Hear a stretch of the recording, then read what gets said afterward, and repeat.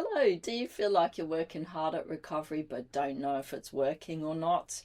Navigating chronic illness, recovery can really feel like traveling to an unknown destination without a map at times. So, to help you take the guesswork out of your journey, here are 5 commonly overlooked signs that you're healing a chronic illness. And at the end of the video, I'm going to tell you how to use these signs as your foundation during flares or setbacks so you can stay on course. So make sure to stick around for that. As someone who used to pee at least once an hour at night and needed to be near a toilet at all times during my recovery, you'd think that this change would be a sign that none of us would miss. However, it shifts so subtly and slowly that it can be completely overlooked unless you're experiencing chronic UTIs or interstitial cystitis. But this is such a great sign of progress because not only will you be getting a better night's sleep, which is key for healing, but also the improvement in your urinary function could indicate better fluid balance and kidney function, as well as reduced inflammation in your body. Something surprising I learnt from talking to a hormone specialist recently was the connection between urinary urgency, UTIs, and hormonal balance and stress levels. There's a hormone that concentrates urine in our bodies called ADH, which helps our kidneys manage the amount of water in the body by signaling them to reabsorb water.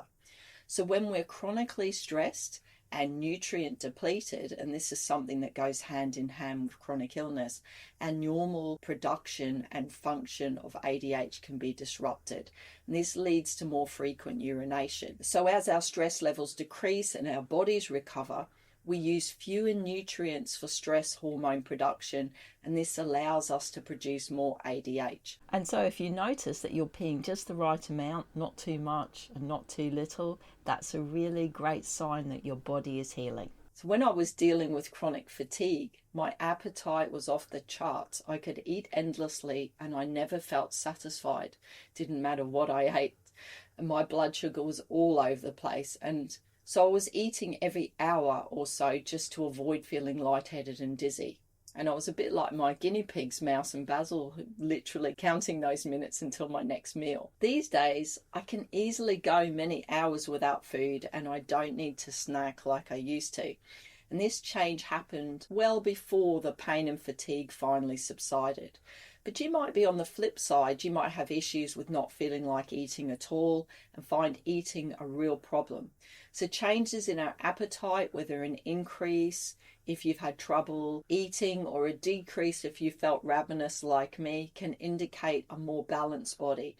And so eating more when previously you weren't able to can suggest improved gastrointestinal function, while eating less when you are hungry all the time can indicate better hormonal regulation and energy balance, which is pretty great news, don't you think? I always know when a client is turning a corner and starting to really take leaps and bounds in their healing, when they begin making decisions about their life and what they need with ease and confidence, and truly coming from a place of empowerment.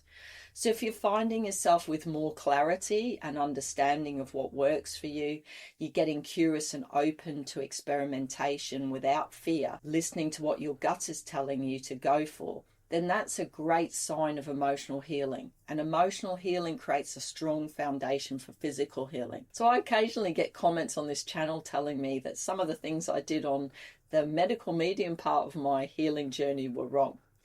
The thing is, when I decided to experiment and try different approaches and hacks, I wasn't coming from a place of fear. Instead, I approached it with curiosity and trust in my own intuition.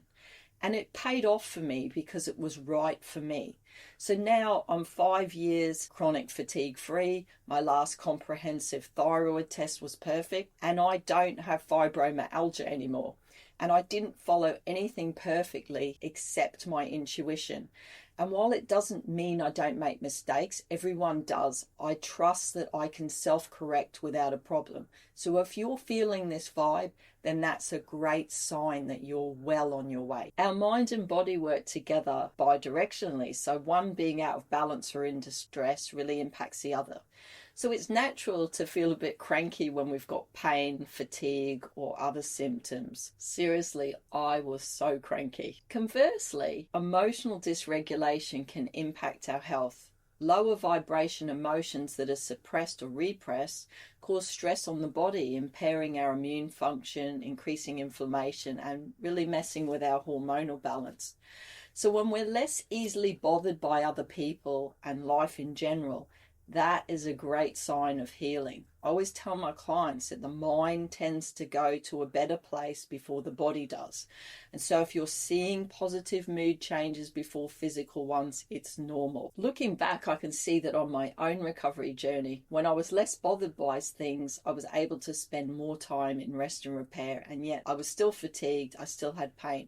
But slowly but surely things shifted and my body started to turn things around. If you're finding the things that used to bother you no longer pressing the same buttons, then that is such a great sign that you're on the right track and recovery is underway. Just keep going with what you're doing. It can seem like a chicken or egg situation, right? We need to see changes before we can believe or trust that healing's possible. But as someone who helps others tap into their own healing powers using the mind-body connection, I can tell you that without faith and trust in your recovery, healing becomes very difficult. A positive mindset and increased optimism can significantly enhance the healing process because this reflects greater psychological resilience. But also it can improve physical outcomes through the placebo effect and reduction in stress. So if you feel faith and trust in your chances of recovery to your very core, with no resistance, no little voices in your head telling you it's not possible, and no reasons why getting better would be bad for you, this is a great sign that you're on your way to healing and that you've got a great foundation in place for it to happen. Feeling more hopeful about the future and experiencing less dread indicates significant mindset shifts. So you might also be feeling better physically without even noticing it. Often we want to wake up one morning completely healed, but recovery typically happens in small increments with the odd setback along the way. So sometimes you might forget how bad things were because you haven't yet reached your final destination. So if you're like I was, you might approach recovery with a perfectionist mindset where anything short of being fully healed isn't noticed or acknowledged. So if you're starting to feel hopeful about the future, it suggests a better mental state, reduced anxiety, and an overall improvement in the quality of life. It shows better symptom management, but also that you're very close to symptom resolution. Really enjoy this time and keep reminding yourself of how far you've come because something big has shifted for you. Are you seeing any of these shifts in yourself? I'd love to hear from you. So how do you use these insights as your foundation during flares? So when I used to experience flares or setbacks, my first thought was always, what's going wrong? And that thought led me down internet rabbit holes, days of panic, and unsurprisingly worsening symptoms. But it was only when I started to focus on what was going right that flares and setbacks actually bothered me a lot less. I don't know why I have so much problem with the word setback. Healing's really a bit like going to university. You often have no idea how you're doing.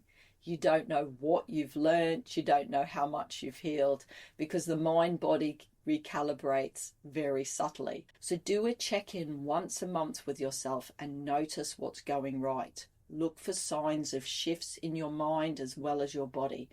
In fact, lead with the mind because the mind goes where the body follows. And if you want more signs of healing to help you do that, check out this video next.